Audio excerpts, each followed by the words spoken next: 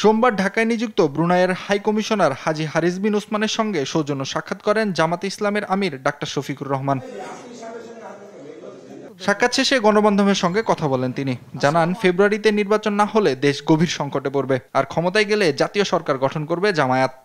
আমরা দেশের স্বার্থে দারুণভাবে আমরা অনুভব করি যে অ্যাটলিস্ট আগামী 5টা বছর দেশের স্থিতিশীলতা, ইকোনমি ফিরাইয়ে আনা, আইনের শাসন সমাজে কায়েম করা, এর জন্য প্রয়োজন আমাদের একটি জাতীয় সরকারের। আমরা নির্বাচিত হলে সেই সরকারটাই গঠন করব। অ্যান্টি স্লিপারি টেকনোলজি ও সফট টেক্সচারটাই নরম ঘাসের স্পর্শ, সাপোর্ট গ্রাস ম্যাট, নান্দনিকতার ছোঁয়া। এদিকে নির্বাচন কমিশনে সিইসি এএমএম নাসির উদ্দিনের সঙ্গে বৈঠক করে জামাতের সেক্রেটারি জেনারেল মিয়া গোলাম পরোয়ারের নেতৃত্বে 6 সদস্যের প্রতিনিধি দল। বৈঠক শেষে নির্বাচনে লেভেল প্লেইং নিয়ে অসন্তোষ জানান গোলাম পরোয়ার।